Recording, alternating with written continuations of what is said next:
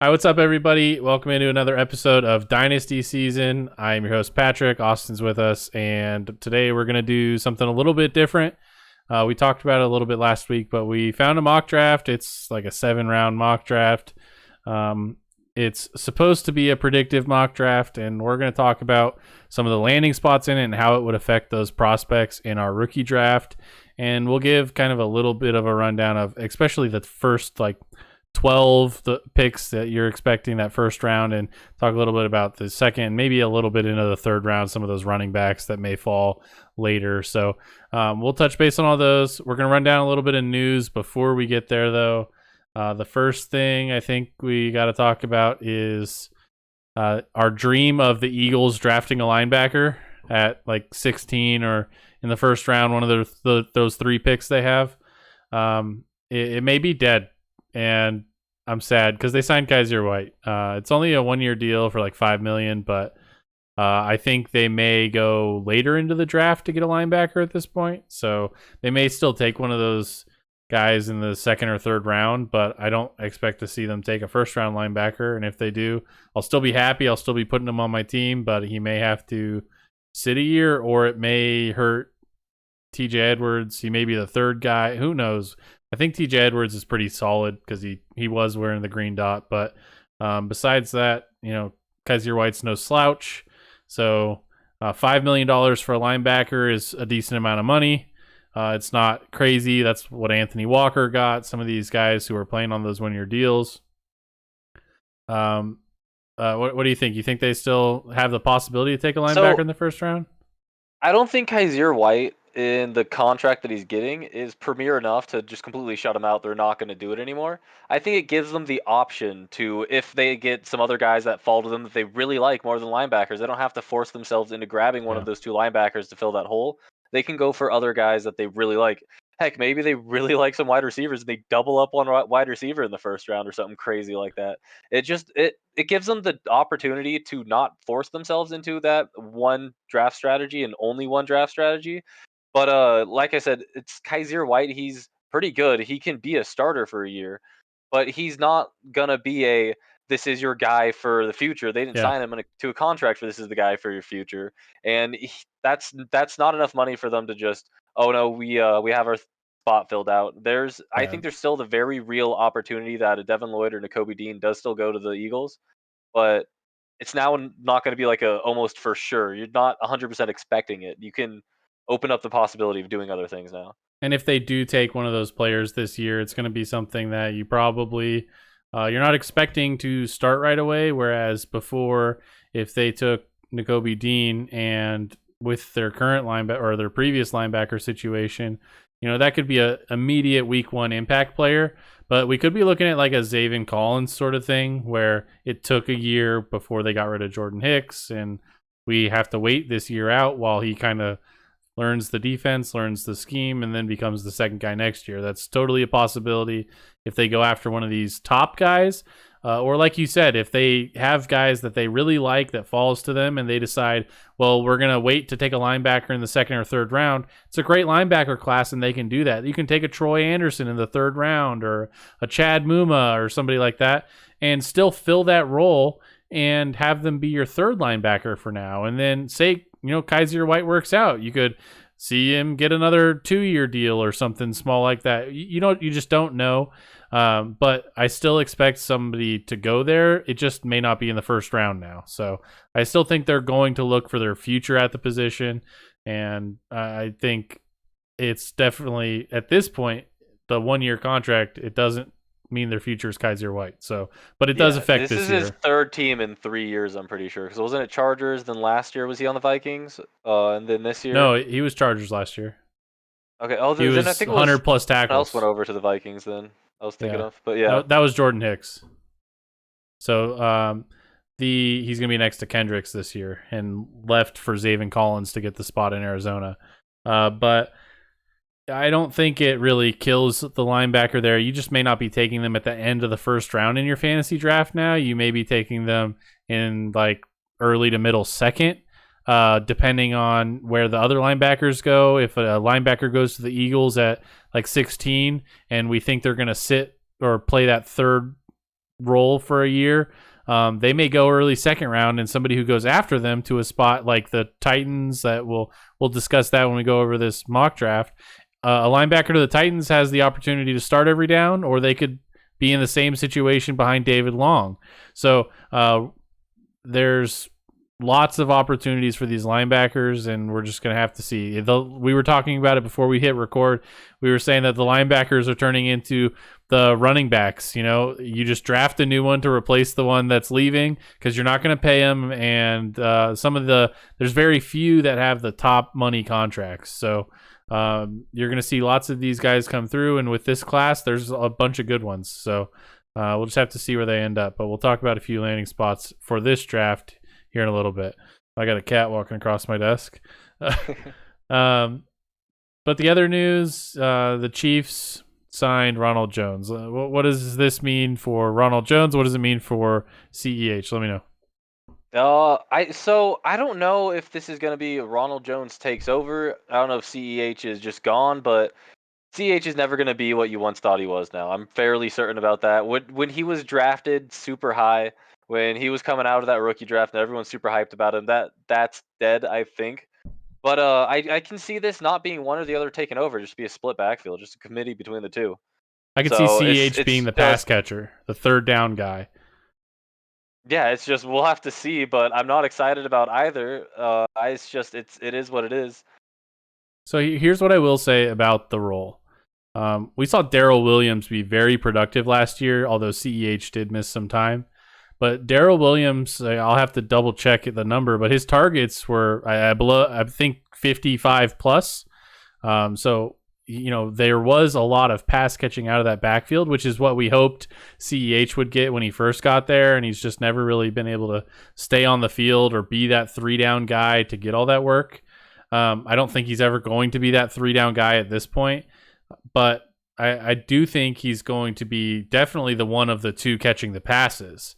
And I think with the loss of Tyreek and how many targets that is, there's still going to be, like, Darrell Williams is gone too. So there's a lot of opportunities for a running back to catch the ball, but we just haven't seen CEH do it, so you can't bet on it, and that's the problem. But he does, like, that opportunity is there. We've been waiting to see it for 2 years, and we haven't. So at this point, like, I'm not betting on it. Last year, going into the season, I was super high on CEH. I was like, okay, he got screwed last year. I believe in CEH.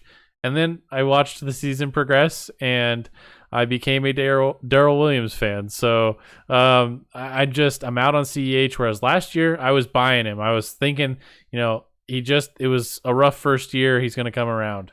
I don't think you can even sell him for that hope anymore. So you're probably just kind of hanging on for dear life if you have CEH now. I don't think there's any value you can get out of him. And if you have Ronald Jones, I think you're probably selling high right now because I think the opportunities are going to be there, but I don't know how they're going to split it. And if you can sell it to somebody who has CEH already and be like, yeah, you can figure it out. You figure this backfield out on your own. If you can sell Ronald Jones to that guy, yeah. But it happens all the time, and there are people who need running backs, and at least that way, they're in their mind they think, well, I've got at least one running back out of these two. But in reality, they have two shitty running backs. It's like having Devin Singletary and Zach Moss at the same time. It's like, why? Yeah, I hate it. But I mean, but these guys are ultimately going to end up being is these are your bye week running backs. I need to throw someone in on this bye week just to get through 1 week, and that's it. He'll get me 6 points. Crap, too many injuries. I'm now forced to go with this and just cross my fingers and hope that they happen to be the one who gets the goal line touch that week or something. Yeah, and I think this edition of Ronald Jones, I think what you just said, goal line touches and those red zone touches inside the 10. I think we're going to see Ronald Jones. I don't think we're going to see CEH.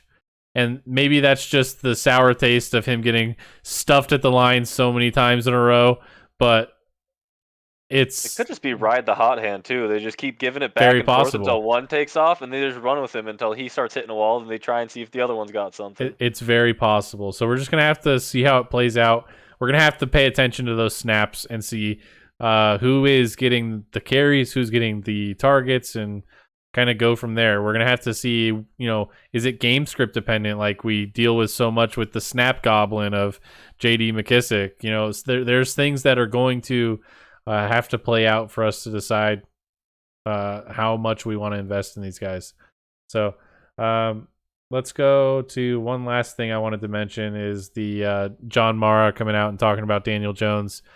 We've kind of known that this was going to be a prove-it year for him, but he did come out and, he said Daniel Jones still has strong support. He reiterated that he doesn't believe the Giants have done enough to put pieces around him. He's also gone through all these different head coaches, offensive coordinators, like Freddie Kitchens was there, Jason Garrett was there. Like, do you really want this guy to succeed on offense? You're not showing me that you do. So I think that we're going to see him try it again, and we're going to have to see what happens. I think that they have a coach who could very easily get the most out of Daniel Jones with what he's done with Josh Allen. Now, Josh Allen is obviously a much better quarterback than Daniel Jones is, but Daniel Jones is sneaky athletic. He has that rushing upside that we talk about, and if he was healthy and on the field, like, he'd be putting up good fantasy numbers, even though that team may look like a dumpster fire because of his rushing upside. We laugh at him running 80 yards and then tripping over his own feet because he was running too fast. Like, that was a thing that happened, but like that's a part of his game, is the rushing ability.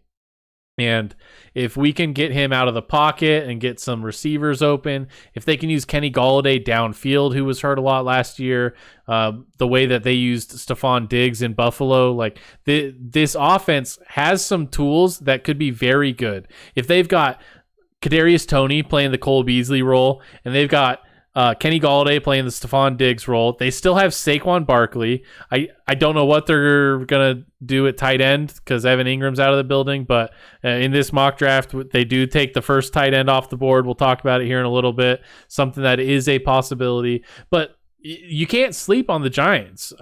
Blake Martinez is coming back on defense. They've got some good secondary. So I think that the coach that they've brought in is the perfect one to give Daniel Jones his last chance.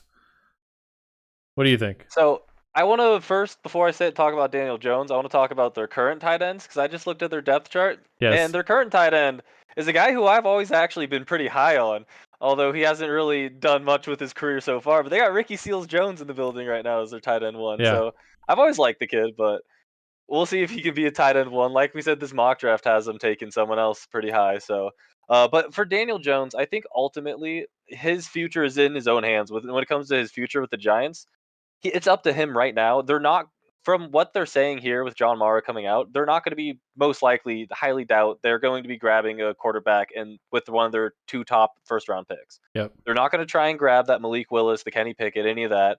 They're giving Daniel Jones this year, and they're not going to throw someone behind him. But it's all up to Daniel Jones. If he doesn't do anything with this year, if he puts them back in the top 5 of the draft next year with a really they're taking good draft, one of those quarterbacks with solid quarterbacks, they're not going to keep going with him. He's gone. I agree. It's that simple. But if he can play himself into like what Hurts just did this last year, played himself into the playoffs, probably saved him another year at his job. He could have been out if he had a terrible year, but he had a good year, and he's most likely going to get another now. It's up to Daniel Jones in that same situation. He has to play his way into next year. The thing that scares me about it, the thing that scares me the most about it is, say he does well this year. What does he get? A 2-year deal for meh quarterback money? Like, you're still on the hot seat. You didn't gain any security. Daniel Jones would have to come out and ball out to get a good contract. So, if Daniel Jones starts playing well this year, that may be a sell it while you can candidate, because even if he does meh and the Giants bring him back for 2 years, you're hoping that him and his relationship with Dable can grow and they can get that offense better, which, if you believe in it, hang on to him. If you're willing to call that shot, that's up to you. Everybody's got to call their shot every once in a while, but just know that, he's probably not looking at a big deal unless he has one hell of a season. So it's just something to keep in mind. He could be right back on the hot seat where one bad year and he's out. Hey, Um, Goff went to a Super Bowl and he was out, so you never know. Anyway, yeah, they could still not love him. yep. But like I said, I think the coach that's there, I think it's set up for Daniel Jones to succeed finally. And I don't think Yeah, they've really done that with Joe Judge and Freddie Kitchens and Jason Garrett. Like they did not give him that opportunity to succeed, and he was hurt as well. Like he had that neck injury, which just lingered. And neck injuries, we've seen it take players out. I don't think Chris Carson's even coming back. So Quincy Enunwa, he was gone. So neck injuries, when they linger like that, you can start to get worried. But it sounds like he's finally healthy, and we should be seeing him, and he's going to get that last chance. But let's jump into the mock draft that we've got here. Let me switch our screen here. So yeah. So this mock draft has 5 quarterbacks in the first round, and I don't think that's outrageous. I think that very likely could happen. yeah, I agree. And like we've been saying it this whole time. As soon as the veteran quarterbacks started to dry up, and there's like 2 jobs left and 2 quarterbacks left. So at this point, it's like Baker's going to go to Seattle, or they're going to take a quarterback, or Jimmy's going to go to the Panthers, or they're going to take Malik Willis, right? Or those are the 2 situations we're in. And I really think that if Malik Willis goes at 2, which is a very good possibility, I think that will happen. I have pretty much convinced myself that Malik Willis is going number 2. I'd bet money on it. It may not actually happen. We never know, but I think they're going to take him, and I think Jared Goff could be on the bench as soon as halfway through the season, and we could be seeing Malik Willis get ready to be the face of this franchise. I know that everybody says Malik Willis needs some time, but not that Jared Goff can't teach Malik Willis anything. Jared Goff has been in the NFL. He understands kind of that transition from going to college to NFL. He's had some success in the NFL. Like I said, he went to a Super Bowl before he was out. So there is a lot that Jared Goff can still teach Malik Willis, but it's going to be interesting to see what they do as they make that transition. How long is what type of leash is Jared Goff going to get, and when do we see Malik Willis if they do take him at 2 like this mock draft says? But Do you think anybody cares to trade for Jared Goff if the Lions are grabbing Malik Willis at 2 and the Lions want to start Malik Willis right out the gate? Do you think there's I anybody don't. who cares about trading for him, or is he just you only take him if you want a solid backup for your starter in case Well, something happens, like the injury insurance backup? But his you would have to contract, somehow get the Lions to he's keep the not going contract there, anywhere. yeah. He's not going anywhere because of his contract. And I don't think anybody is willing to, like, if people aren't willing to put Baker in Seattle already, if like these guys are waiting to see what happens with Sam Darnold or Jimmy Garoppolo in Carolina, like I don't think we're picking to put Jared Goff there. I just don't think the opportunities are there. There are teams who would much rather take a rookie on a rookie deal and let them sit behind whoever they currently have, whether that's Marcus Mariota, Mitchell Trubisky, or any of these teams that could be taking a quarterback. I think they're just content to bring them in, let them earn their start, and whenever that start happens, whether it's week 1, whether it's week 10, like I just think that's what we're going to see this year. We could see people like Mariota play the whole season, with his familiarity with Arthur Smith. That could happen.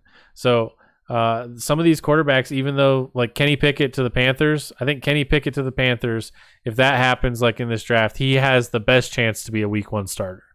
And that's just because they went out and got Sam Darnold and then he sucked. So like they're stuck with Sam Darnold on the hook. If Sam Darnold also got hurt last year, some of these guys have just been plagued and destroyed and need to prove it years with injuries, and we'll have to see what happens. But let's talk about the top 10 right here. We have one more quarterback in the top 10, which this is my favorite pick. This is the guy this is the pick I want to happen. This is the guy I want on QB3. Yeah. I want him on my fantasy team if this happens. I don't know if this happens. I don't know where he'll probably go. He could go 104. If this draft happened, I would have Matt Corral probably going 104. And the way the wide receivers were kind of pushed back here, I probably have them. Some of them have good landing spots like Olave, and there's some good ones in this draft. But the top 10 right here. Just give me how does this how many of these top 10 draft picks are going to be in your first round of a rookie draft? Is it just the quarterbacks? The spiciest one to talk about, Aiden Hutchinson doesn't, funny enough. He's the number 1 overall in the draft. Yeah. And when I was making my power rankings, he just kept slipping because, I don't know, the quarterbacks, the running backs, these great wide receiver spots, why do I want an edge rusher? Yep. Edge is so up and down. Rookie edge is so hard, even if it is the number 1 overall pick. I mean, you look at Chase Young, he wasn't that insanely amazing to warrant a fantasy first overall pick. So it's just Aiden Hutchinson doesn't make it in my first round, I don't think. But Kyle Hamilton's the one who might make it in the very back end of that first round. I mean, a safety going 3 overall. You know how we like safeties over our corners, and this is almost you're to the Texans as guaranteeing almost 100% snaps right out the gate. That's guaranteeing huge production on a team that's going to have their defense on the field more often than not. And this is the guy who, when they're bad players, let people down, more tackles. The prospect profile that people are comparing Kyle Hamilton to is like some incredible safeties, and it's going to be very exciting to see what he does as a rookie. And I think, like you said, he's definitely a guy who could be in that 10 to 12 range of the end of your first round, even higher maybe, depending on how things actually shake out. So if he goes at 3, I'm really, really excited to put him on my team. If he is what people are saying he is, he very well could be a top 12 overall DB his rookie year. Yep. Like Jeremy Chin, fantasy impact rookie year style. Like they expect him to be able to play all over the field as deep safety, come down in the box, blitz. Like they expect him to be able to do all of that. Whether or not he's going to be able to do it in the first year with Lovie Smith, like if he did go to the Texans, like I don't know how much they're going to ask him to do in his rookie year, but that is a big one. That would be a potential back end of the first round rookie pick for me. But the quarterbacks are all near the top, right? The Kenny Pickett, Malik Willis, Matt Corral. Those are the only other guys we really have in this top 10 in our first round. For the top 10, I think the 2 defensive ends don't make it. Yeah. There's just a safety and some corners. We don't like the corners. The safety, Kyle Hamilton will make it, or be a fringe. But it's the 2 quarterbacks and Kyle Hamilton out of the top 10 only. But then in the rest of the first round, we do see some wide receivers go. So 15, Garrett Wilson to the Eagles. I love this pick. I love Garrett Wilson. I think he's going to be phenomenal in the NFL. The thing that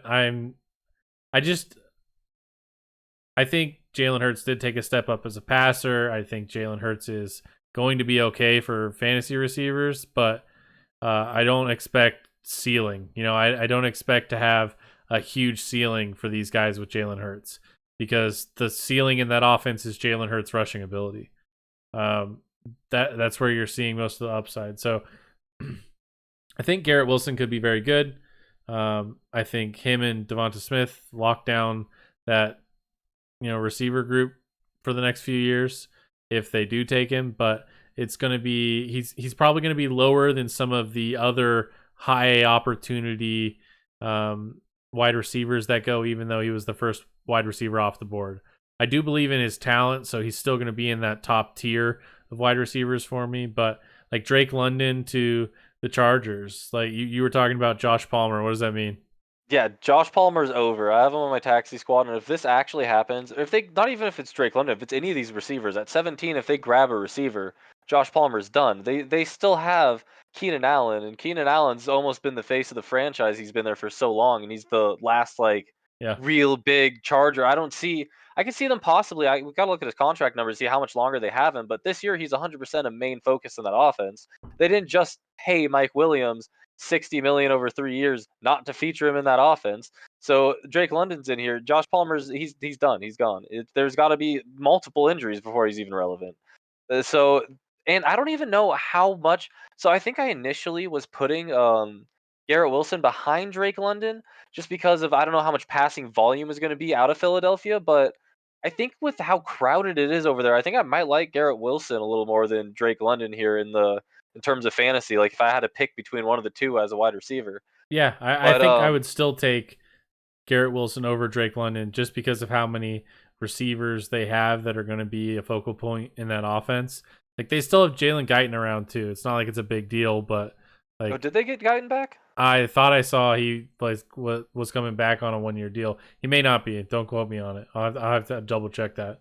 But like either of those guys, like I want Chris Olave to the Packers more Yeah, than either of Olave them. and Jamison Williams that we see at 29 to the Chiefs, I'm taking over Garrett Wilson. Yes. Those guys have no competition. I mean, Jamison Williams got MVS. Well, he's gonna not be there right off the bat, but when he gets there, he's got what MVS and Juju. Juju's the underneath guy. And It's Mecole it's really Hardman. him versus MVS and Yeah. Mecole Hardman. Which one do you think's gonna be getting most of the deep targets? I'm pretty sure it's gonna be Jamison Williams versus MVS or Mecole Hardman. Yeah. Like MVS has that field stretching ability, but Jamison Williams has everything. And the only reason I think he's going this far down in the draft is just Is because that of his injury? injury. And so I think he'd be going like where the Eagles are taking Garrett Wilson. Like he should be the first wide receiver right there if he was healthy, in my opinion. But So Chris Olave to the Packers. Do you like that more than Jamison Williams, or do you like Jamison Williams more? Even though you have to wait, you might even have to wait half your season before he even is relevant. I have not been the highest on Chris Olave through my scouting process, so I'm probably taking Jamison Williams. But I can't argue with the landing spot for Chris Olave. Like it's gonna be that'd be great. So I think Jamison Williams is just a better talent. So I'd probably still take him just because Patrick Mahomes is locked down there through the whole time. He's going to be on his rookie deal, and regardless of the other receivers there, I think Jameson Williams is the most talented. So I'm not real worried about Juju. At that point, I wouldn't be worried about Mecole Hardman. Like MVS is the only one with any sort of substantial money, and it's not a ton. So they could even be out of MVS after 1 year and take a cap hit on that last little bit for the second year. So like I don't think I'm real worried about it.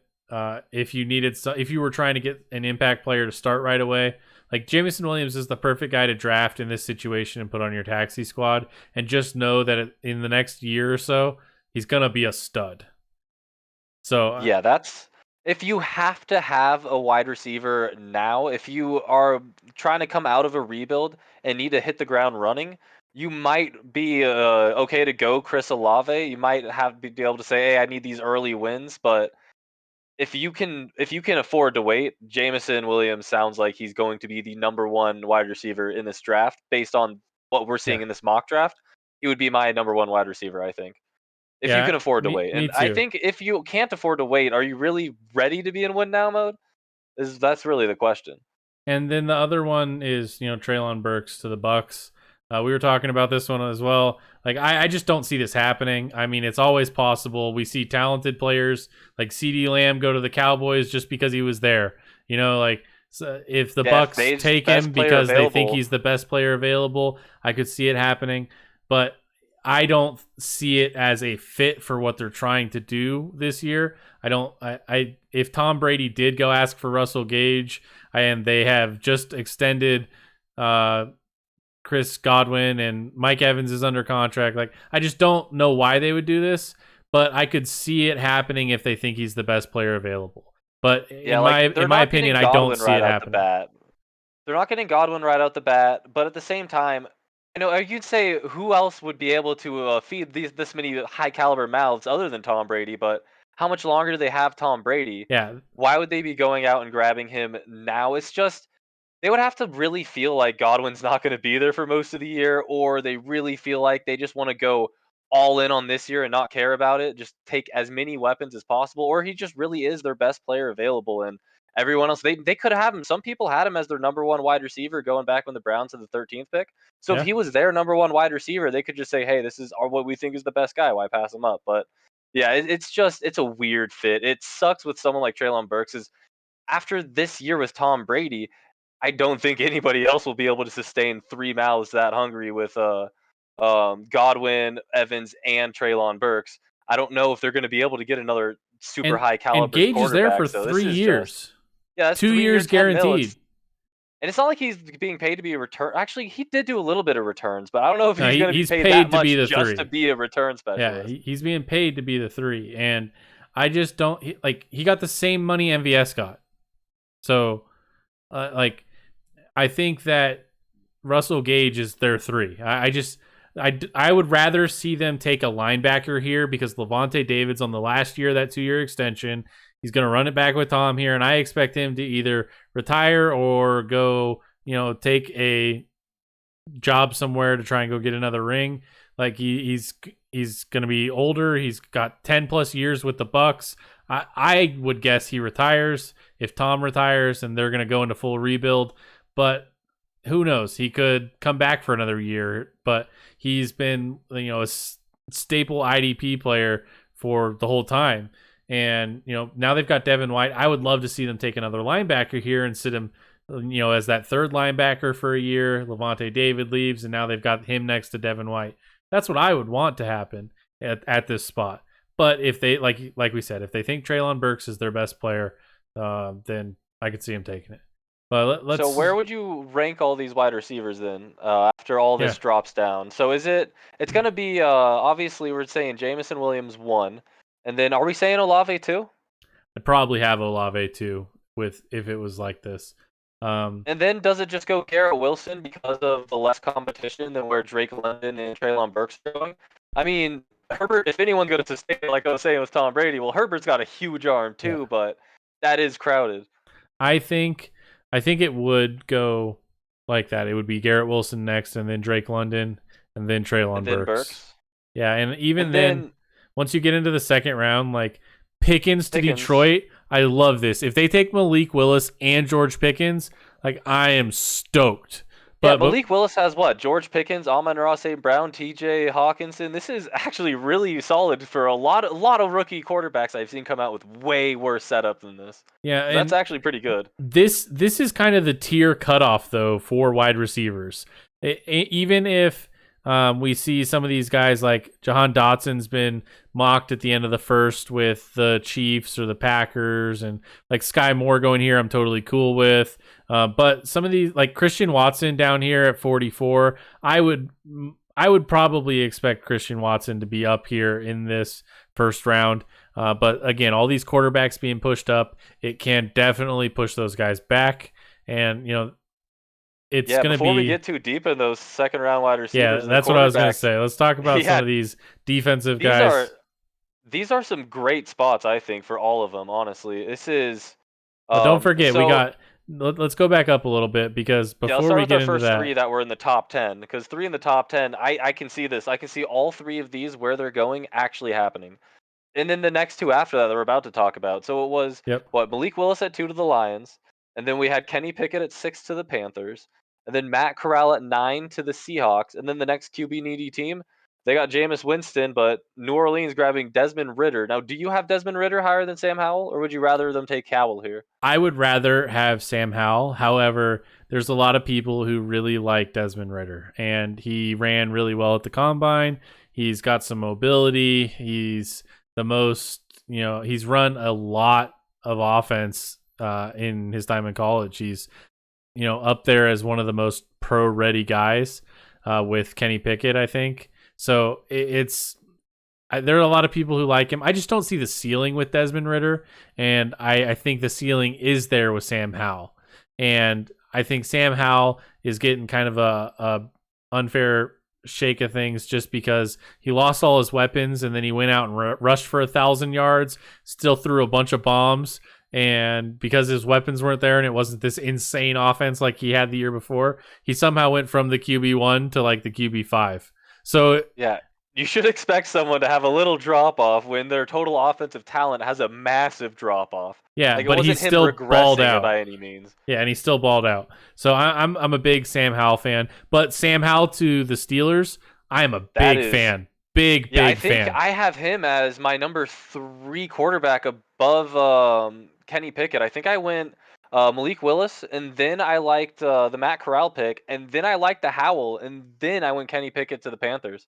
And I can understand that. I probably won't be drafting Kenny Pickett. I know they talked about like his double jointed thumb, and it can't it doesn't bend properly to stretch for the measurement. But when it's wrapped around a football, it's supposedly like an inch longer in reality. But I don't care. I can look at his numbers and see how many times he fumbled in college, and there's going to be 300-pound dudes wailing on the ball in his hands in the pocket, and I'm just worried. And I'm not going to bet on the exception. If he falls to me late, I'll take him.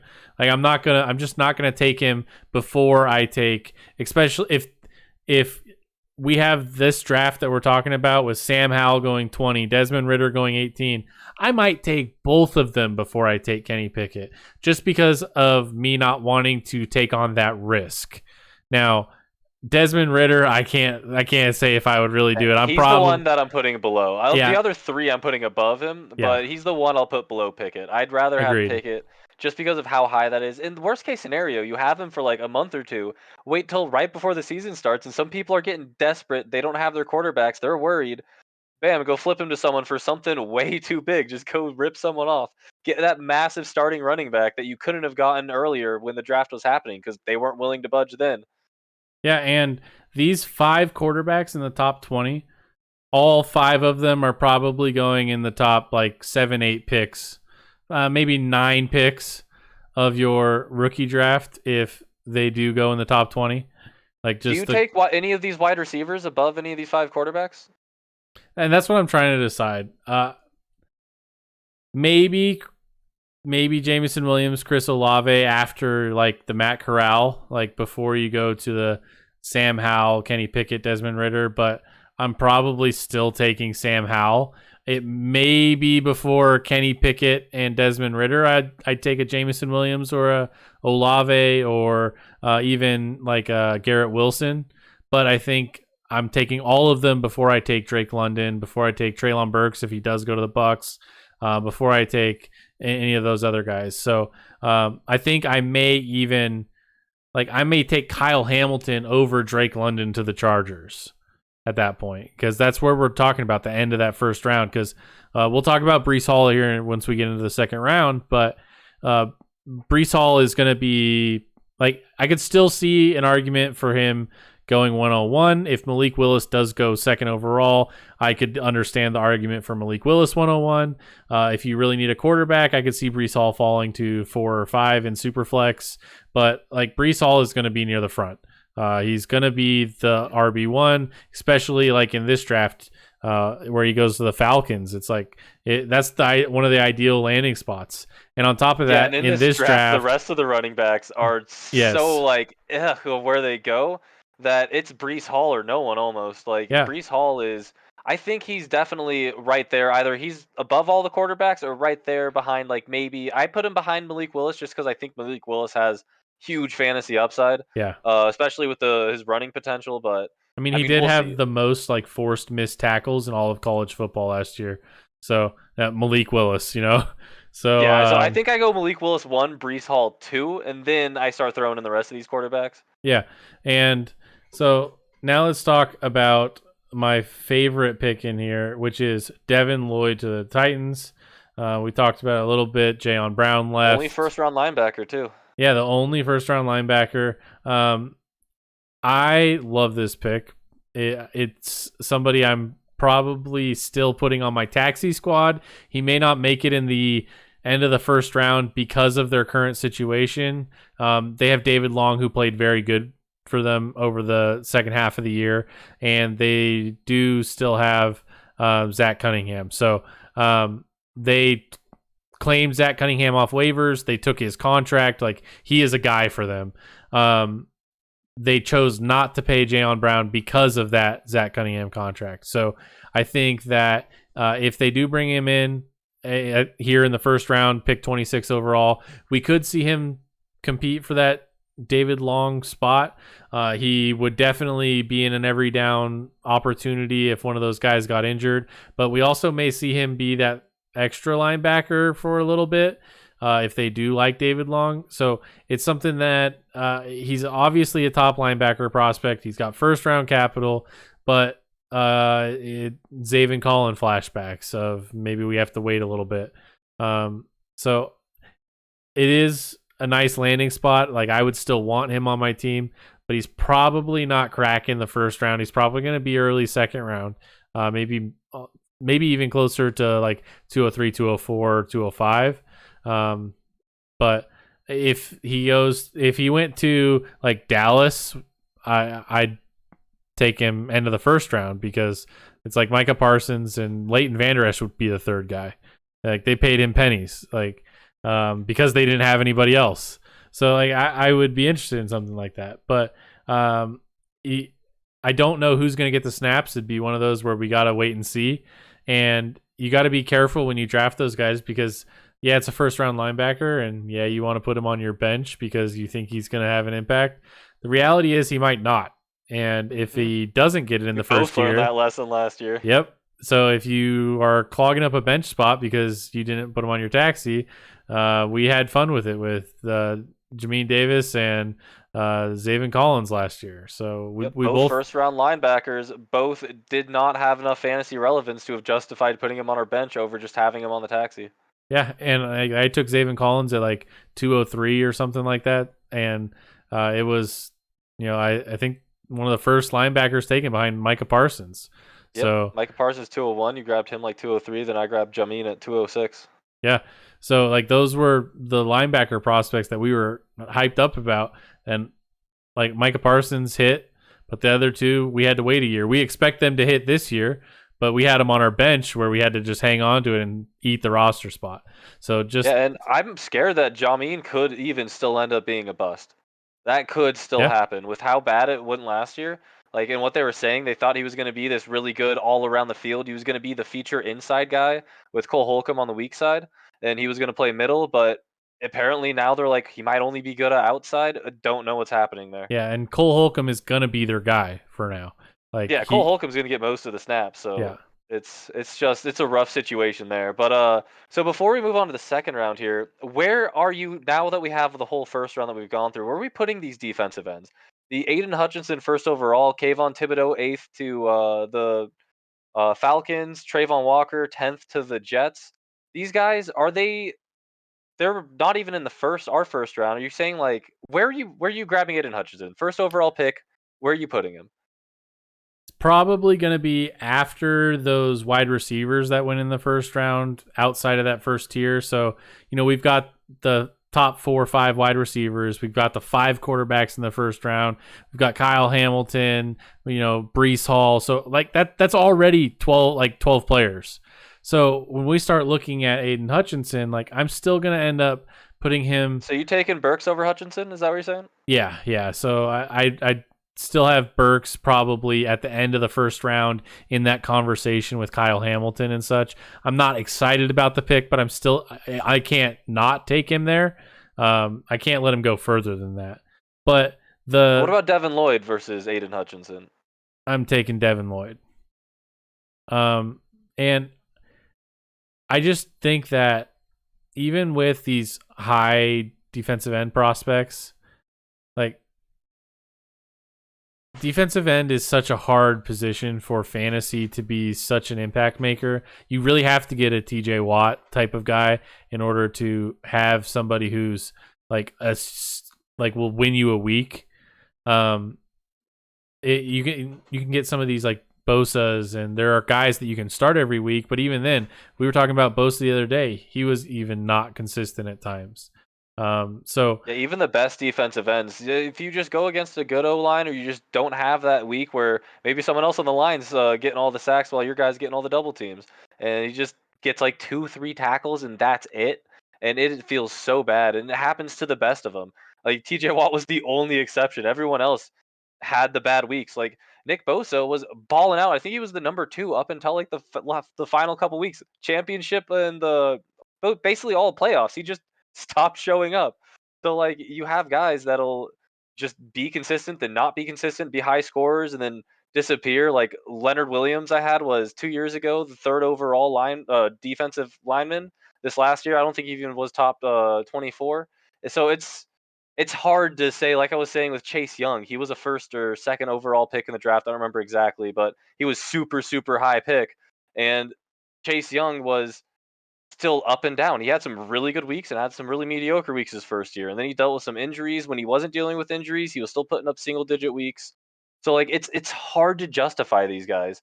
I mean, Aiden Hutchinson going so high and being so highly touted, I can see him going mid second. Yeah. I can see someone believing it. Like in our draft that we had, I think we had Kwity Paye as our first defensive lineman at like 2.5, and this is much higher than Kwity Paye. But I feel like people in our league might have learned a little bit from how bad the defensive linemen didn't really do much of anything for you.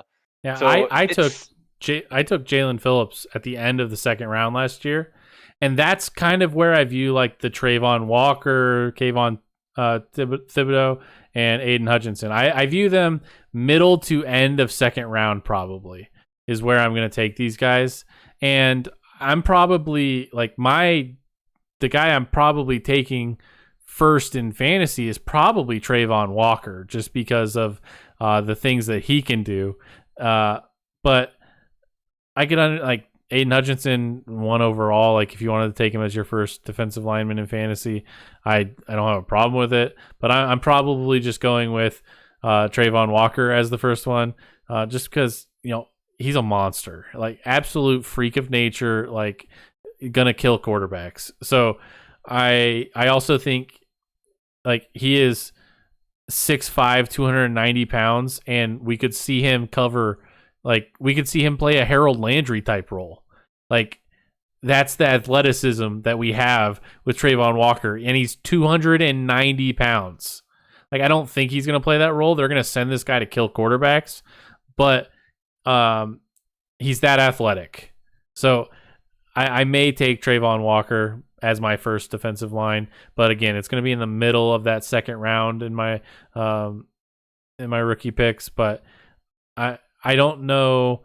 Let's go through here. Are there any of these defensive tackles you're taking? Like I think Jordan Davis, I might be willing to take. I don't know. It's so hard for them to do anything. Like Christian Barmore, I think was a recent highish draft pick. I'm trying to think of who were high draft pick defensive tackles, and then I remember some of those going in our draft, but they didn't end up doing anything. It's rough with these guys. Like you even saw Quinnen Williams. He was a super high inside defensive lineman, and he hasn't been that amazing in fantasy. It's He's had his hard with these moments, guys. but like we're like the only interior like defensive linemen that are real good for fantasy. Like Jonathan Allen in Washington is very good. Aaron Donald is very good. There's a few guys who put up pretty consistent points. Quinnen Williams, even though he's not as crazy as we want him to be in fantasy, he's had some pretty good weeks. Jeffrey Simmons, he's a top one. There are some good defensive tackles for fantasy, and I think Jordan Davis has the potential to be one, but I'm probably only taking him and Wyatt.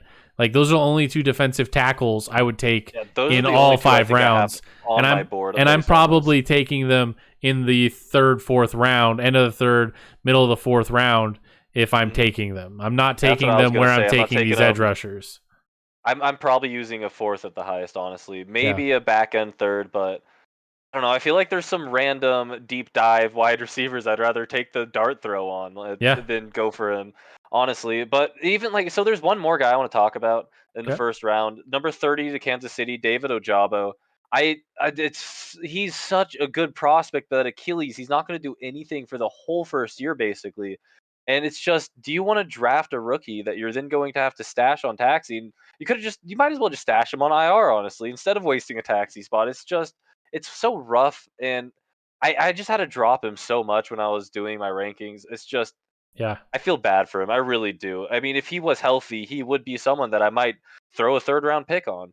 But I don't think, unless I'm getting him, like he's still there in the 5th round, I just want to throw my 5ths on him. It's hard. It's and really we talk hard. about somebody who could do that Harold Landry type role. It's Ojabo. Like he's that outside linebacker who could do that.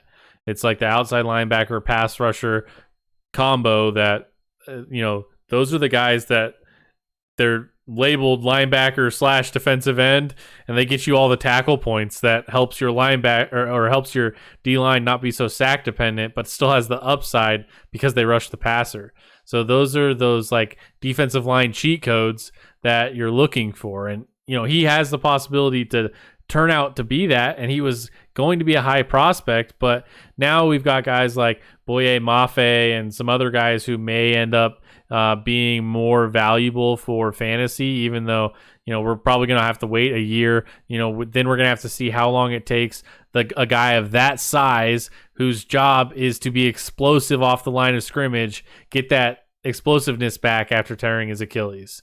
So you said, it may be a year before we see him on the field. Hell, it may be 2 years before we see him look good on the field. So it's tough to bet on. If you have the taxi spot and you want to stash him and just, if you don't have players that you want to put there, you think he's going to turn out to be great, stash him. But I'm not calling my shot on David Ojabo. I'm just going to let it be, and I'll try to get him off waivers later if he turns out to be good. Anyone who's drafted and stashed defensive ends that aren't injured knows how long they're sitting there waiting for them to start doing something relevant. It's so rough when you have a guy that you can't even watch him. Oh, he's got some snaps. Oh, he started. Oh, he got his first sack. He's not going to do any of that while you're sitting there waiting. It's just so rough. But yeah, let's look at this second round. Yeah. So the first, George Pickens to the Lions. Do you put him above all those? Do you put him above Aiden Hutchinson? Yeah, I probably take George Pickens early second round. Let me run through all the wide receivers here so we don't go too crazy long on this video. Let's just go through the second, and then we'll talk about some running backs after that who may have gone a little bit later, and we'll cherry pick a couple things. Like I want to talk about that Giants tight end pick. But so second round wide receivers, George Pickens. Then we have Sky Moore going ahead of Jahan Dodson, which totally possible. He had a great combine. He looks like he's going to be a stud. He looks like Steve Smith. Like that's what he looks like. So I'm excited to see him play. If he goes somewhere where I think he's got target opportunities, I'm going to try and draft him if I can. Jahan Dodson to Chicago. I think that is a very good draft pick because they really haven't brought in much in the wide receiver area. They have Darnell Mooney. They brought in Equanimeous St. Brown. They brought in Byron Pringle. Nothing crazy. Yeah, it's all a bunch of threes, I feel like, with those other guys they've brought in. So, yeah, I could really like Jahan Dodson there. The next one, just Christian Watson going to the Cleveland Browns. Remember, we were talking about Traylon Burks going at 13 to the Browns. If this happens, I'm drafting him at the end of the first round. Like Christian Watson is going at the end of the first round for me. It may be a little early. It may be calling my shot, but like you gonna take him above Traylon Burks? Going to the Bucks? I probably would. Probably would. He'd probably be in that tier for me in the 8-9 range. So after the quarterbacks, after Breece Hall, maybe after Isaiah Spiller, Kenneth Walker with these weird landing spots, but he'd be up there for me. He'd be very high. Be ahead of George Pickens, be ahead of Sky Moore, ahead of Jahan Dodson. He'd be probably ahead of Drake London, ahead of Traylon Burks for me. Like that, he'd be after Garrett Wilson, and the big ones of Olave and Jameson Williams. He'd be after those guys for me.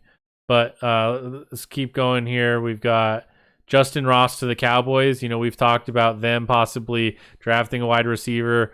I think this is a great one. James Washington is only on a 1-year deal, and I think James Washington is going to be good for this Cowboys offense. But Justin Ross is the exact same style of physical player. He's a big body and can play on the outside. He's very similar, very, very similar to James Washington, in my opinion. So I think it's a great pick. It extends I that. think it's a great pick for the Cowboys. I just don't think it's that great for fantasy with how many other big mouths are there. You're definitely waiting a year. Team, it helps them a lot. You're definitely waiting a year. But I think once James Washington leaves, he could be the 3. And we have seen numerous times like all 3 wide receivers and a tight end get enough passing volume to all be fantasy relevant in this offense. Like, they're like we've seen CD and Amari kind of vulture each other's wide receiver 1 upside, but Amari is gone and CD is going to be the alpha, but Like, how much will Michael Gallup vulture out of that? How long will we have to wait for Michael Gallup? There's a possibility we start the season with CeeDee Lamb, James Washington, and Justin Ross on the field if this happens. If Michael Gallup is on the PUP list, misses the first 6 weeks, we could see Justin Ross carve a role immediately and then have to wait, or either see James Washington be sent to the bench and him take over that third role because of James Washington's contract, or you have to wait until next year when James Washington is gone. All very possible. But I do think once he does have that 3 role, if he gets it, he'd be a flex fantasy play. You're not talking about a wide receiver 2. You're still talking about a wide receiver 3 or flex. With like an extra wide receiver and like 3 flex spots or 4 flex spots, like this. Like super he's deep playing. Offense. That's a guy who's playing. He's every a guy week. you can throw into those insanely deep leagues. Yep. I can definitely see him having some relevancy. There's actually a guy in the 3rd round, just at the beginning of the 3rd round, like 4 picks in. David Bell to the Texans. I actually like that better than I would draft him ahead of Justin Ross, honestly. And I can see that. That competition is just Brandon Cooks and then Nico Collins. Yeah, the thing about Jordan, David Bell is everybody soured off of his combine performance, yeah, but he was very productive. Early second. He was very productive in college. Again, he was the Big Ten wide receiver of the year, ahead of Olave, ahead of Garrett Wilson. So, he's put up the numbers. He just tested horribly at the combine, and everybody's kind of meh. He put up just average numbers in every metric you can imagine, sometimes below average. And so everybody just kind of soured on him. But him going in the 3rd round, like you said, to Houston, that's pretty nice. So, but let's go back into the second here. Before we We've kind of talked about these wide receivers, but they're definitely falling. Christian Watson goes high, Sky Moore probably 2nd round pick, George Pickens 2nd round pick. So my opinion on the Sky Moore, Jahan Dodson is Christian Watson definitely has the higher upside. I feel like with Deshaun Watson throwing in the ball, the other 2 guys, Sky Moore, Elijah Moore is going to be the number 1. Corey Davis is still going to be very relevant, and that's young Zach Wilson. Jahan Dodson has Justin Fields, who I don't know how much he can put up there, but being the probably number 2 in this draft, if he's going at in the 2nd round of the Bears, he's going to be the number 2 on the Bears in terms of wide receivers. So he might actually be a little better than Sky Moore in terms of fantasy, just because of how much more competition Sky Moore is going to have. But Christian Watson, I have above both of those, and George Pickens, I don't know if Christian Watkins or George Pickens. Christian Watson for sure. If he goes like to the Browns and they haven't added a Will Fuller or another weapon, like I'm taking Christian Watson. You got to understand though, the Browns already drafted for pure speed and Anthony Schwartz, but Christian Watson is speed and other talents. Like he is a much more well-rounded receiver than we saw with Anthony Schwartz, and so like I could see that being pretty good. But Breece Hall here is the first running back to go at 43 to the Falcons. We talked about it a little bit with him. He's going to be at the front of your draft still. You could understand somebody taking Malik Willis first, but he's going to be probably in that top 4 picks for sure. Unless someone wants to shoot their shot with their quarterback, like people grabbing their Trey Lance first overall or Trevor Lawrence first overall last year instead of Najee. You can see that happening here. It just depends on who has that first pick, but he is without a doubt the first non-quarterback and very, very likely the first overall. Yep. No other running backs did go in this, but we'll hit some defensive players in the second round. Kenneth Walker. Yeah, Kenneth Walker and Isaiah Spiller were at the back half. It was they just had weird spots. It was Kenneth Walker going to the Cardinals, which they had 2 solid running backs last year. They want to keep the 2 solid running backs, but it feels bad when you have your James Conner on your team, or you wanted to draft a high running back and you're like, oh, now I have to draft someone competing with James Conner. Same exact thing for Isaiah Spiller. Both of them did Fournette sign a 3-year deal too? Yep, they both signed. Yeah, both got vets that signed 3-year deals. They're pretty much identical contracts. Yeah, it's both identical situations. I think they'll still be fantasy relevant, but it's just you wish they went to a team that they just had more to themselves. And honestly, I could see them not being fantasy relevant with these landing spots. Like I'm still gonna take the shot on it, but I'm not like. I don't know, where do these guys fall in the first round of a rookie draft? Do you take them above any of the quarterbacks? No. Any? Do you take him above? Are there any wide receivers that go above him? Yes. So I'm guessing the Jameson Williams, Chris Olave will probably say is above him. Then Take who is our third? Garrett Wilson Garrett Wilson. Would he be above those two running and backs? Christian Watson. I will take all of those guys ahead of those two running But backs. you'll take them ahead of the Drake London and Traylon Burks going to crowded situations? Yes, exact. Yeah, right about there. And that's about where I have Kyle Hamilton at too. So in that range, those two, Kenneth Walker, Isaiah Spiller, even with bad landing spots, are probably still going to go in the second half of the first round. It's just a matter of where they fall with those wide receivers. I don't think they make it into the beginning of the second round. I just don't. I think you have a better chance of like a Sam Howell or like a fifth quarterback maybe squeaking through if you've got teams that just pass on the quarterback. But I think if 5 quarterbacks go in the top 20, those 5 quarterbacks are probably in the top 7-8 picks of our rookie draft. But there's how far was it after that for the next running back? James Cook to the Giants. James Cook goes to the Giants, which kind of sucks with Saquon there. But I mean, if you have Saquon, grab your handcuff. That reminds me of the Chuba Hubbard situation where he goes to sit behind Christian McCaffrey. And then I think there was one more before Rachaad White. I thought I could have been wrong about that. Maybe it is just James Cook and then Rachaad White in the 4th. But I actually like Rachaad White in the 4th a lot. That's a guy I'd be willing to spend a second-round pick on, just because he doesn't have much competition. And the 4th round, that's about where Michael Carter went. I think that's one pick after where Michael Carter went to the Jets. And you saw how much he was used because they had Tevin Coleman and Ty Johnson as their other guys. Who do the Texans have? They have Rex Burkhead, and I think they signed another nobody. I'm not sure, but I'm pretty sure it's just no competition. So I like Rachaad White a lot. What if they have Marlon Mack? I don't know much about Rachaad White, but I like a running back going here to the Texans. What if the Texans have Marlon Mack? Because that was something that was talked about this week. It was never official. He has not signed, as far as I'm aware. But it was rumored that the Texans were looking at giving Marlon Mack like a 2-year prove-it deal.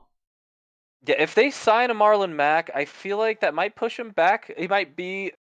Do I still use a late, like a 211, 212 on him? Yes. Just because of the opportunity? Because Rachaad White catches passes. If he falls to the 3rd, I'm just like, yeah, take any one of my 3rds. This is just great to grab a running back going and to then you stash him on your taxi and hope he works out. But so yeah, I think this guy honestly might have won this. I mean, it's hard. You can't justify drafting him over Kenneth Walker, Isaiah Spiller, I don't think, but he might honestly be better than both of those just because of opportunity, not talent, but opportunity. And opportunity rules over talent a lot of the times for these running backs. The wide receivers are the opposite. Like, talent will rule over their opportunity a lot of the times to get their job. But if a running back is worse, but just being funneled a crap ton of carries, he's going to have relevancy versus a solid running back just splitting time with a bunch of other people. So in the second round, let's hit on some of these. They got Royce Freeman and Dare Ogunbowale are the other guys of the Texans. So yeah. So nobody. So the Jets at 35 taking a safety in Lewis. Yeah, I like Lewis Cine. I love fantasy going here. That might be is that a second round draft pick? Yeah, probably.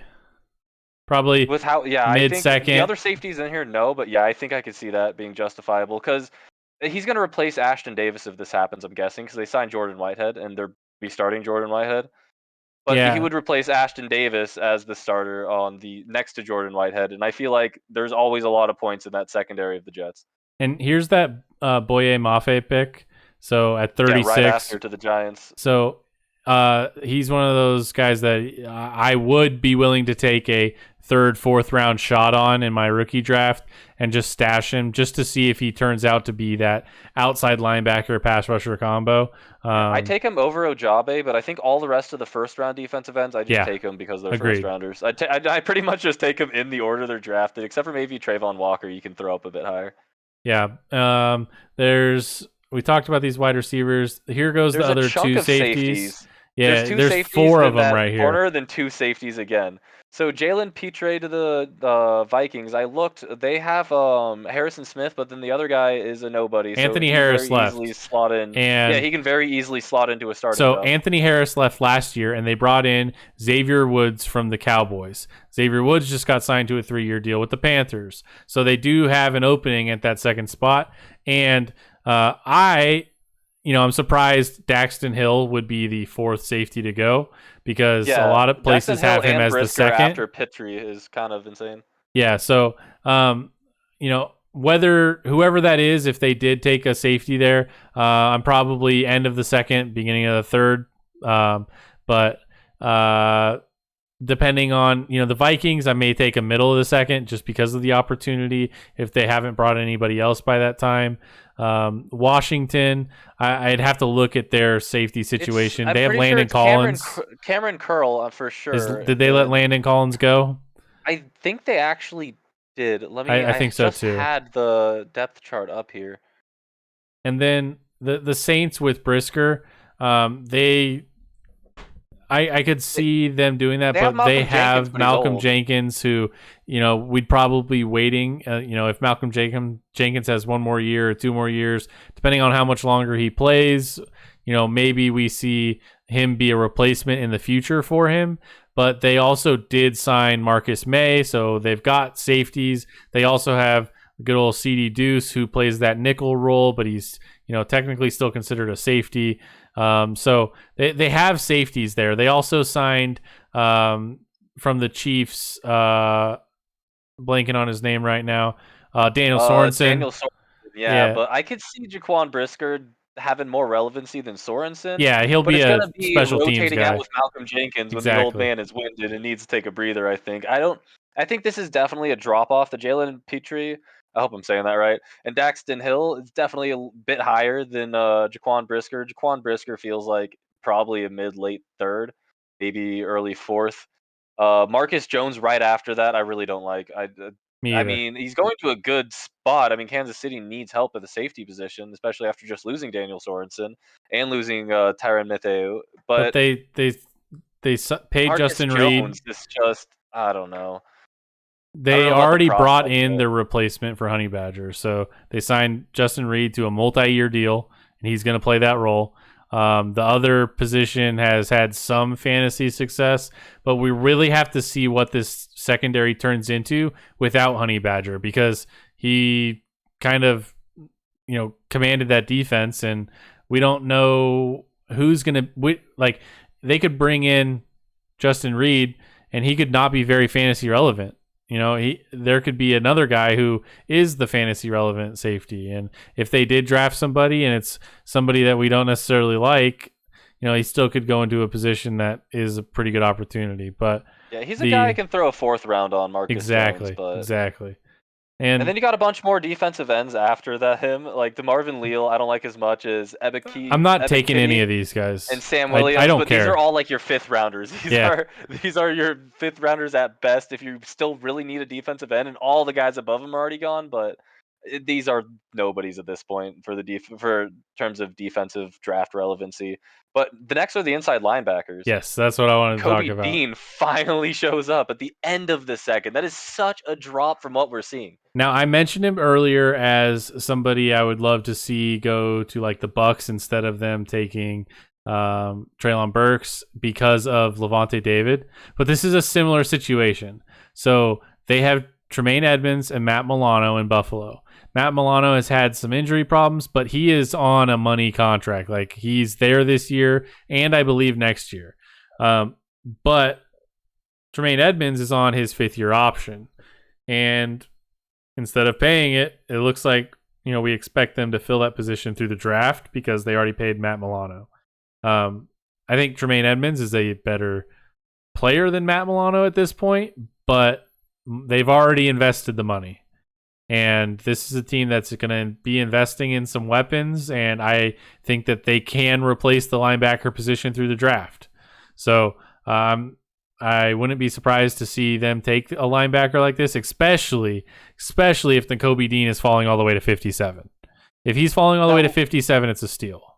Now we talked about the Eagles getting Kaiser White, so they don't have to spend one of those rich picks on a linebacker. But their first three picks are all really solid in this draft. I like them all. I think it's Yeah. fine. I can see all that happening. But then pick 51 to Marvin Lille, defensive end. I don't see why they're not grabbing N'Kobe Dean there, even if they have Kaiser White for the Yep. 1 year. Agreed. I don't know why, This but is somebody that has been it can like happen. It's they've been mock crazier taking a things happen. linebacker as high as 16, and the second of the top two is still there in the 50s, and you're not taking him. A little surprising to me. I would Yeah, expect he to must see have that said happen. something to that GM in their meeting. Like, Yeah. why is that not going? But I mean, crazier things have happened. N'Kobe Dean to the Bills. Where do you put him? Is he second rounder? Late Um, second? He's probably mid-second, somewhere in that range where we've Like got the those other 206 safeties to going. 208, 209 ish? Yeah, maybe 205 to 208 in there. Um, maybe a little bit after that, maybe later second. But I think that he's going to be good. We may just have to wait a year, especially if he goes to a situation like that. But Quay Walker, I think Quay Walker is one Is of he those. above N'Kobe Dean just being one pick after and going to the spot that Aluakun just left? Yes, I think so. So Yeah, I could see him being the number 2 linebacker in this situation in fantasy. some people had Quay Walker as their favorite linebacker out of Georgia, not N'Kobe Dean.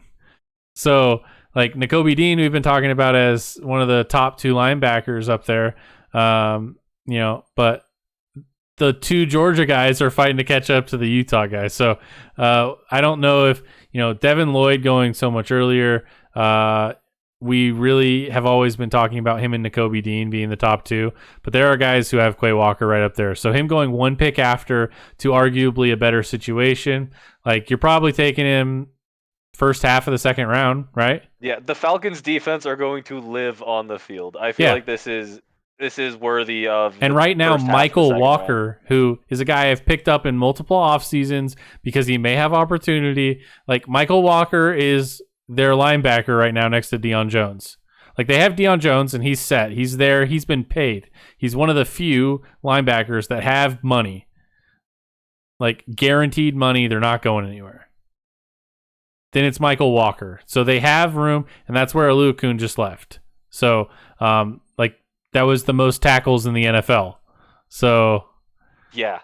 So he's obviously going to be pretty high, but for N'Kobe Dean, how would you compare him to, let's say, Lewis Cine with the 3rd pick of the 3rd round versus N'Kobe Dean all the way down here? Are you still taking N'Kobe Dean over a safety that's going that high? if he's in a situation like this where I'm not sure if he's going to play year 1 or if he's going to be fantasy relevant year 1, I might take Lewis Cine before him just because of, like you said, the guy that he's competing with is Ashton Davis, and I think he's better than Ashton Davis. Yeah, Ashton Davis was a 3rd round pick. This is the 3rd pick of the 2nd round. That's just draft capital saying he's better. Yeah, and I think that a lot of people view him as somebody who can come in and play, but a lot of these safeties that we're seeing recently, even with Holland and the Morig and the Richie Grant and these guys, none of them are huge year 1 impact players. Like Jeremy Chin did it as a rookie. I expect to see Kyle Hamilton do it as a rookie. But some of these guys that fall in even early in the 2nd round, I don't know how fantasy relevant they're going to be year 1. They've got to go learn, a new defensive scheme. Maybe they weren't playing too high before. Maybe they were a cover 3 guy. Maybe they're a Tampa 2 guy. I don't know where these guys are going to end up and how quickly they're going to be on the field. So I'm a little bit hesitant with drafting him ahead of N'Kobe Dean. But I think they're in the same ballpark, probably mid to late 2nd at that point, right? Same area. And at that point, maybe you like one of the guys more. Maybe you think one of the guys has a easier path to opportunities. Maybe you just want to call your shot. Close enough, and you're just going on need, and you're like, Yeah. I'd rather have the safety over the linebacker because I'm a little bit weaker at safety, and these are pretty close to the same tier, same feel for me. Yep. But one of the guys I do want to mention in this round is Nicholas Bonito. Yeah, I saw that one. listed as an outside linebacker. He's also been listed as a defensive end in places. He's one of the last players on my list. I have like 60, maybe 70 players, rookie players ranked. And if you want to see it, make sure you go to Patreon. It is free for everybody. You don't have to be a Patreon subscriber or anything to see it. My link there to my big board of all my rookie prospects ranked. It's pre-draft. It's all up there. He's one of my very last guys because he's another one of those outside linebackers who rushes the passer, who fits that cheat code mold of defensive end players for us, D-line players. And I would be more than happy to take him end of the 4th, 5th round. I think he has the ability to be one of those tackle monsters that also rushes the passer. So Yeah, just a guy I wanted to mention there. that would be sweet. And he will. But if he doesn't, he will have it. That would be rough. I am confident he will have it because he is listed as a defensive end or an edge rusher in other places. So I am expecting him to have that D-line eligibility. But that's a guy I think if he does go in the top 2 rounds, which very possible, I'll take a flyer on him in the later rounds. Before we go too crazy long in this video, in the next 15 minutes, let's wrap it up in 15 minutes. Let's talk about the 3rd round, 4th round. Just pick out some names that if they land there. Here. Yeah, I'll start with, it says Gary Dulcich on here. His name is Greg Dulcich. This is totally wrong. But he is the tight end 1 off the board in this mock draft to the New York Giants, which we talked about Ricky Seals-Jones being the only tight end they have right now. Evan Ingram's gone. This guy was a big wide receiver who is converted to tight end. He doesn't really do much of the blocking. He's basically Evan Ingram. So I could see this happening. But there are, there's no consensus tight end 1. Trey McBride is up there. Dulcich is up there. There's a couple guys that people are talking about. Isaiah Likely is not really in the tight end 1 conversation, but he's another one of those prospects. But that could be a cool one. We talked about David Bell. Yeah, if you want to talk about the tight ends real quick, there's 2 more that are really relevant in this draft. It's very end, 104 and 106 is Trey McBride to the Rams and Jalen Werdemere to the Jaguars, are the other 2 tight ends. And who's left is I think McBride to the Rams might actually be really solid. I think that might be a crazy steal pick, but I don't know how I feel about Werdemere to the Jaguars. It just feels like another guy who's gonna be there. It's whatever. If you really want to stash a tight end, you can grab him late, but I don't know how I feel about Werdemere. But I like that Trey McBride to the Rams actually. Yeah, I could see him like being there for a year or 2 and then being the replacement to Tyler Higbee. I could totally see that happening, but these tight ends take time to develop. So you just have to. Yeah, I don't imagine he's going to be a guy you're going to even start. And I think he's more of a nice for the Rams team than nice for fantasy there. But that one I thought was interesting. There's some interesting inside linebackers here too. Chad Muma to the Jaguars I like a lot. Miles Jack just left. He's filling that role, and he's pretty hyped. And then Troy Anderson is an interesting one to throw in the competition with Baron Branding and Alex Singleton for the other side job next to Josie Jewell. That might be worth, if he's there in your 4th round, I mean, that might be worth throwing a dart throw, because if he wins that job, that's points. Yeah, there just is competition there. I don't view Alex Singleton as competition at this point. I view him as a special teams guy who is going to be a depth linebacker for them. He got pennies. I think right now we're looking at Josie Jewell, Baron Browning, and if they did draft, AJ Johnson is also gone. They've lost linebackers. So I could definitely see them doing this. There was times where they were being mocked Nakobe Dean at 9. So it's like or Devin Lloyd at 9 even. So they plan to probably take a linebacker in this draft from everybody's assumption. I would Troy Anderson is one of the guys that's high up on my list. Just depends on the landing spot. Same with Chad Muma. Both of them I think are Yeah, I good. like Muma a lot more than Anderson, just because I know Yeah, Muma is a prospect I've heard hyped a lot more in that Jaguar spot. I feel like he's more certain that he can get a lot of snaps sooner rather than later. But then right and before Troy Anderson, did you see who went? let's see, Carson Strong Pick to the 74, Falcons. Carson Strong to the Falcons to go into competition with Mariota. All right, I like Carson that a lot. Strong gets picked in the 3rd round. We know Russell Mariota's Wilson was a there. third rounder. Where are you taking him in your rookie draft? This is interesting. So he's straight up in competition with Mariota, but has a good shot. I I don't know how I might reach just because I went to the same college as him, Nevada, so I have a soft spot for Carson Strong. But I think he might be worth taking with the later second round pick. I think if you really believe you can even go with an early second, you can't justify a first. I don't think you can justify a first with how studded some of the other positions are. But I mean, if you believe that this is a guy who can win a starting job, I think he's never been the number one prospect in this class, but I think there was points in the past year or so where he was the number two prospect at one point before the other guys got hyped up, and he He's started got an falling a arm, lot. But he's got a cannon of an arm. He's possible of having the arm of Josh Allen and having the rushing of Tom Brady. And that's the rough part is yeah, he's not mobile in the slightest. He has insane arm talent. It's raw. He might not be able to, but that's an easy spot for him to possibly win in the middle of the year if Mariota's struggling. For him to come out and have a little bit of relevancy and start doing something. I see a lot of him actually going to the Colts too, where he sits behind Matt Ryan for a couple of yeah. years behind the Colts. That one I feel like I might drop him a little lower. I feel like it's better for him overall because coming out of sitting behind Matt Ryan, if he then gets a starting job after Matt Ryan, but Matt Ryan's going to be 2 to 3 years at least there, I think. So I think this gives him more chance to be relevant sooner. But if they don't have a ton of weapons over there, he could struggle. Mariota could struggle because of how they have their offense set up, and then he could turn And around and just struggle replacing him. And then they're once again at a really high draft pick and a super studded draft next year. we have talked about Marcus Mariota being familiar with Arthur Smith, right? Well, let's not forget they also moved on from Marcus Mariota. So, like, yeah, we can say he's got the familiarity and maybe there's a connection there that they can, turn into some success in the offense.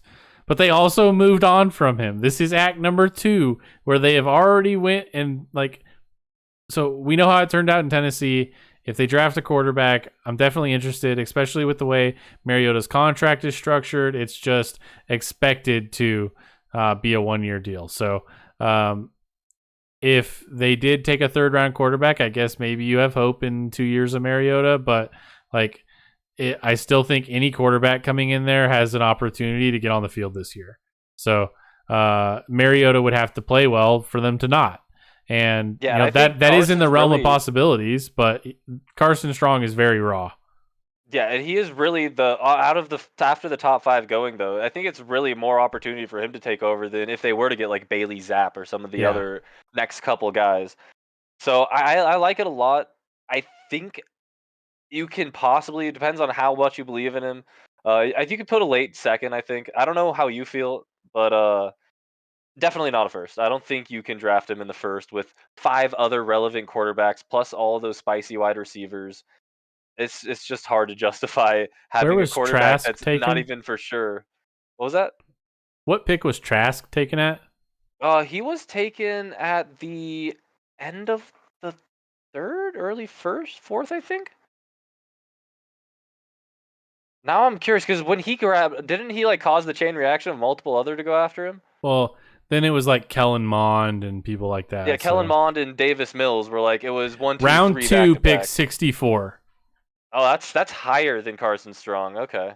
So if and Kyle Trask went what 3rd, 4th round in our rookie draft, I think you could Yeah, he expect the wasn't he same. wasn't a second rounder, but I he was think behind you. Tom Brady. You knew it was will he be there after Tom Brady's gone? I think it's going to be similar, maybe slightly better outlook for Carson Strong Yeah, because I think of the you should situation in probably Atlanta. not use a second. I would maybe reach of the second, just because, like I said, I love the guy. But I think Yeah. this is probably a possible grab in the third, and maybe have something insane happen. Maybe you got the starting quarterback in the third round, which that would be insane value if you got a guy who ended up getting the starting job. But this doesn't mean he's gonna get it. He very well. Him and Mariota struggle. They have a high draft pick, and then they just go ahead and grab one of the top quarterbacks next year. This isn't a. They're not going to worry about. They got their quarterback situation figured out at all. So there's 3 wide receivers I want to talk about in this third round before we kind of shut this one down. The first one, Wan'Dale Robinson, not a big fan. Calvin Austin went in the 4th round in this mock draft.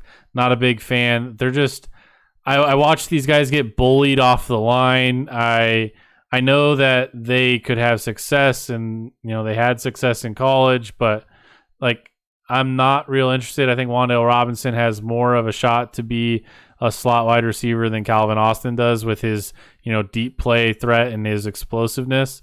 But right after that, Jalen Tolbert and Khalil Shakir, I love both of these picks. Those are great spots, right? Love them. So if that happens, these may be end of the 2nd round, beginning of the 3rd round wide receivers for your rookie draft. Probably after or in the same range of your Aiden Hutchinson, some of those guys you're trying to choose. After you get through that first chunk of wide receivers, quarterbacks, running backs, you get into those 2nd tier of wide receivers, maybe the 2nd tier running backs, Kyle Hamilton, maybe linebackers, get into that early 2nd round, and you're looking at these good wide receivers that like the George Pickens and those guys, maybe some defensive linemen starting to creep in here in the 2nd round. Maybe if you think that Trey McBride or a Dulcich is going to be good and they get the draft capital, maybe you take them somewhere in the middle 2nd to late 2nd. But in that range, I think, is where you're starting to see, these lower tier wide receivers come in, end of the 2nd, start of the 3rd round. And some of these 3rd round wide receivers, 3rd round running backs, they could be very valuable, and you're just going to have to wait for it to happen. These are the guys that you draft, you stick on your taxi, and you wait for the talent to get an opportunity, right?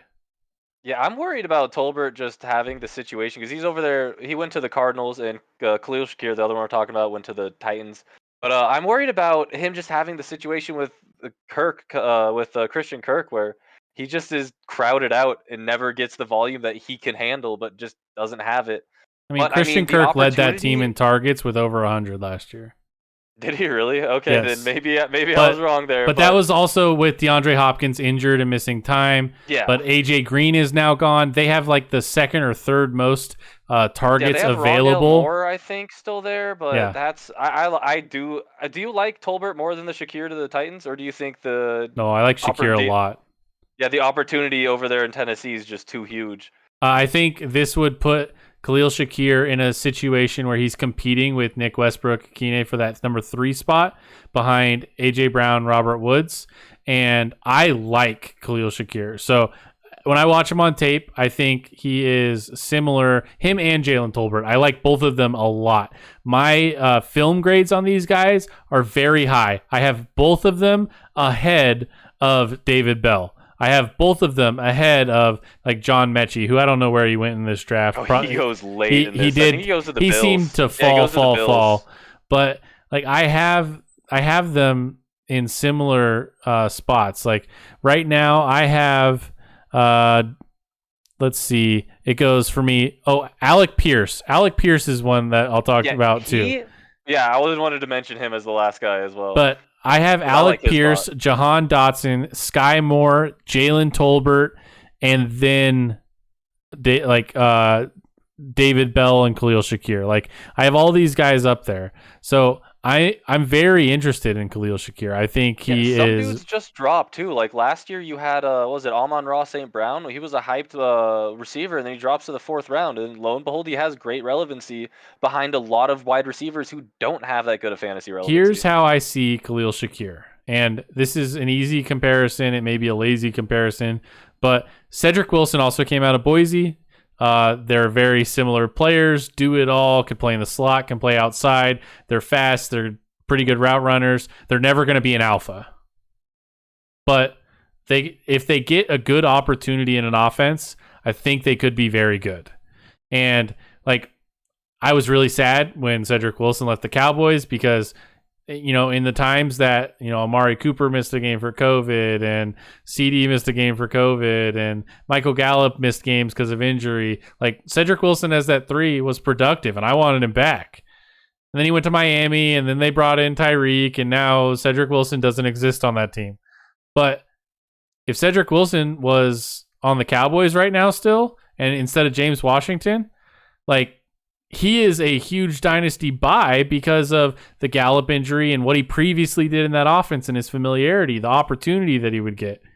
But if Jalen Tolbert or Khalil Shakir go to a team with opportunity and the Cardinals have opportunity, the Titans, I don't know how much opportunity he's going to get right away, but I like the player. Or like the Alec Pierce to the Colts here that we see. It's late love it. 122, but that is it. opportunity. Yes. Big. It's just Michael Pittman over there. Matt Ryan's got a big arm. Alec Pierce at 122. Alec Pierce, when I watched film, I called him budget Drake London. Okay, he's good after the catch. He's fast. He's got a big body. He's like he succeeded with Desmond Ritter, who, like I said, Desmond Ritter ran a successful offense. They clearly were good. They made it very far in the season. They were a very good team, top of the nation. So he can clearly lead an offense, but Alec Pierce was successful in what I would consider probably the 5th best quarterback in this draft. So I would love to see him on a team where he's getting an opportunity with Matt Ryan and Michael Pittman on the other side. I would love it. Alec Pierce, another one of those guys, when I watch the film, I have him way up there in my rankings. But we could probably talk about this for hour, 2 hours more, who knows. But we're going to end it here because we've already been going for an hour and a half.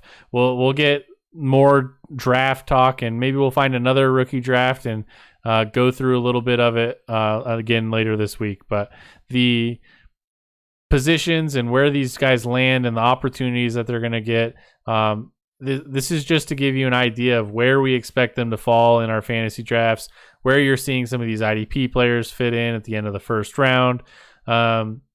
Some of these wide receivers, those top wide receivers that we have, went to some kind of shitty spots in this, and we kind of soured on them a little bit.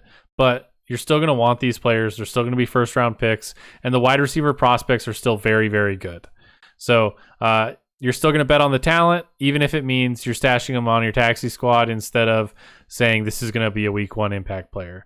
We still like that talent. But if it does fall like this, we could see, all the talk of this draft class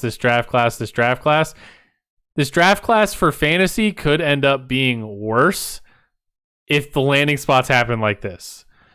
And it's better for quarterbacks. Yeah, even though the quarterbacks took a huge jump compared to a lot of mocks in this one, but the wide receivers took the hit. Drake London, Traylon Burks going to the crowded areas, and then those 2 Kenneth Walker, Isaiah Spiller. Yeah. Those were they're rough, but those are all realistic spots. Yeah. Those very well could happen. I mean, the Traylon Burks is a little less likely. I think the Drake London's honestly a little less likely, but those running backs, that very I could possible. Actually see happening. It's very possible. So we'll have to just kind of see where it comes out and where we go from there. And as we get to draft season, I said I have the pre-draft rankings up for free. The link is on Patreon. Once we get the NFL draft, I'll be putting up a list of post-draft rankings and with the actual landing spots, and probably give you a little snippet on each player of why I think that as well. But that'll be for Patreon members only. If you guys are liking the podcast and you're enjoying the content, make sure you leave a like on the video on YouTube and subscribe to the channel. Otherwise, make sure you check out the Twitter Heart Sports Talk. It's got a giveaway for a $20 NFL Shop gift card. Link to that will also be in the description below. If you want to take a look at this mock draft or see our rookie rankings, I'll put those links in the description below as well. Otherwise, thanks for hanging out with us. Thanks for watching this. We'll talk about some more mock drafts later in the week. But have a good one.